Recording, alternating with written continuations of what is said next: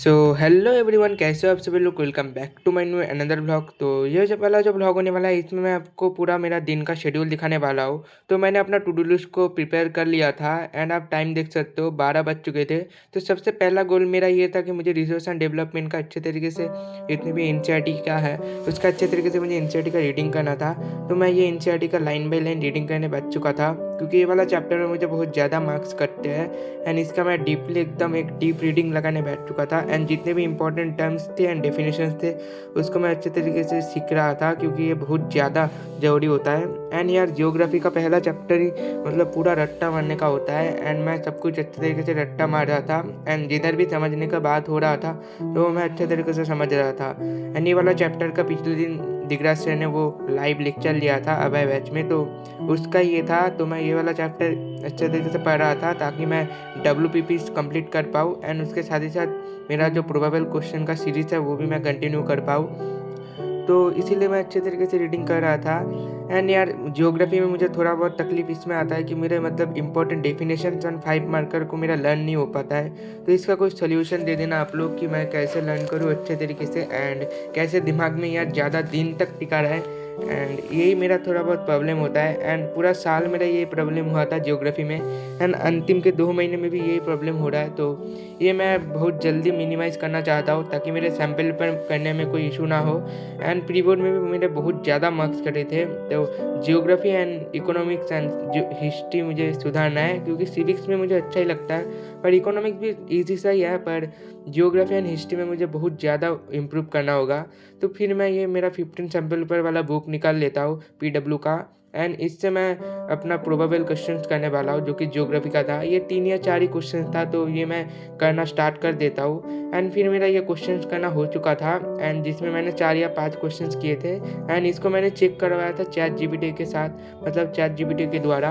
And उसको मैंने photo भेज दिया था एंड उसने मुझे रेट किया था, 10 आए थे 11 में से।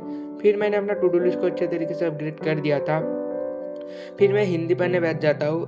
यार, हिंदी में मेरा एक चैप्टर रिमेनिंग रह गया था, मतलब संचयन के भाग 2 में से, मतलब जो कि हाँ, टोपी शुक्ला नामक एक चैप्टर है, तो मैं कहने बैठ जाता हूँ। तो ये वाला अच्छे तरीके से पढ़ने बैठ जाता हूँ। उसके साथ ही साथ मैं एक एनिमेटेड लेक्चर चला लिया था जो कि 6 या 7 मिनट का था, तो मैं देखने बैठ जाता हूँ। एंड हिंदी में मुझे थोड़ा बहुत तकलीफ इसमें आता है कि मतलब इंपॉर्टेंट लाइन्स मेरे से याद नहीं हो पाते हैं एंड जितने भी इंपॉर्टेंट वर्ड्स है वो मेरे से मतलब मैं भूल जाता हूँ, तो उसके लिए मुझे बहुत ज़्यादा काम करना होगा।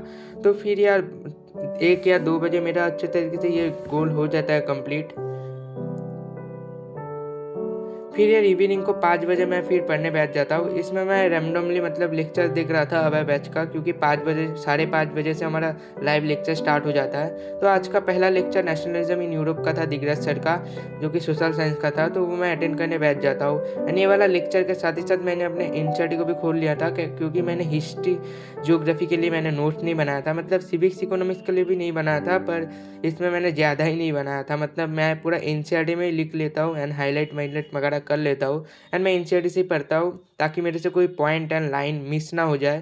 तो इसीलिए मैं एनसीईआरटी से पढ़ता रहता हूँ। तो ये मैंने एनसीईआरटी खोल लिया था एंड दिग्रज सर मतलब शॉर्ट एंड क्रिस्प नोट्स एकदम पढ़ा रहे थे अच्छे तरीके से, तो मुझे नोट्स बनाने का कोई ज़रूरत भी नहीं था। तो मैं पीपीटी खोल के भी रिविजन कर सकता था जब मेरे पास टाइम ना हो। तो इसीलिए मैं नोट्स नहीं बनाया था एंड पूरे साल मैंने हिस्ट्री के लिए नोट नहीं बनाया था, पूरे एसएसटी के लिए नहीं बनाया था, क्योंकि एसएसटी बहुत यार लेज़र टाइम मतलब बहुत ज़्यादा टाइम कंज्यूमिंग सब्जेक्ट होता है। तो इसमें ज़्यादा अच्छा है कि आप एनसीईआरटी पढ़ो एंड नोट्स मत बनाओ, तो ये बेहतर होता है। तो सर उसके बाद फिर मेरा पहला क्लास हो जाता है।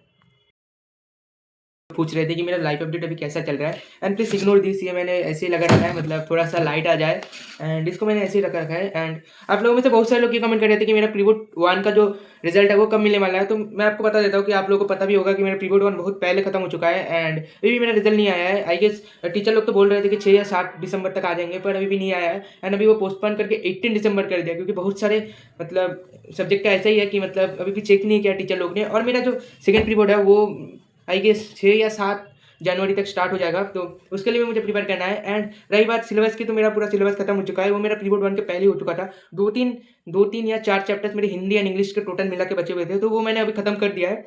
एंड उसके साथ ही साथ मैं 1 तारीख से मैं अभय बैच लिया हूँ, आप लोगों को पता ही होगा। एंड उसके साथ ही साथ मैं उसका लाइव लेक्चर देख रहा हूँ, क्योंकि वो मेरे लिए बहुत हेल्पफुल होता है एंड मैं भी ये चाह रहा हूँ कि मेरा लाइव लेक्चर छूट ना जाए एंड लाइव लेक्चर के साथ ही साथ मैं रिविजन भी करते जा रहा हूँ। उसके साथ ही साथ मैं डीपीवीस एंड जो कि डब्ल्यूपीपी एनवाईक्यूज ये सब कर रहा हूँ, एंड उसके साथ ही साथ मैं क्लास नोट्स को फॉलो कर रहा हूँ, एंड ज़्यादा कुछ नहीं कर रहा हूँ, एक्स्ट्राऑर्डिनरी थिंग नहीं कर रहा हूँ।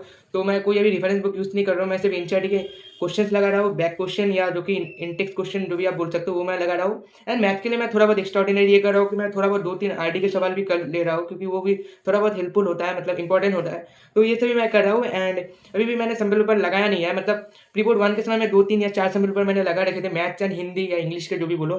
पर मैंने अभी तक साइंस एंड एसएसटी के 0 सैम्पल पेपर लगाए हैं, एंड मेरा ये गोल है कि मैं मतलब जो कि नेक्स्ट पेपर में जो भी जितने भी टेस्ट होगा तो उसके साथ ही मैं कंटिन्यू करने वाला हूँ। एंड रही बात सैम्पल पेपर की, तो मैंने भी पीडब्ल्यू के सैम्पल पेपर खरीद रखा है, तो मैंने अपने चैनल में भी इसके रिव्यू डाल रखा है, तो वो भी देख लेना। 2 या 1 वीडियो में मैंने कर रखा है, ब्लॉग में, लॉन्ग या शॉर्ट जो भी बोलो।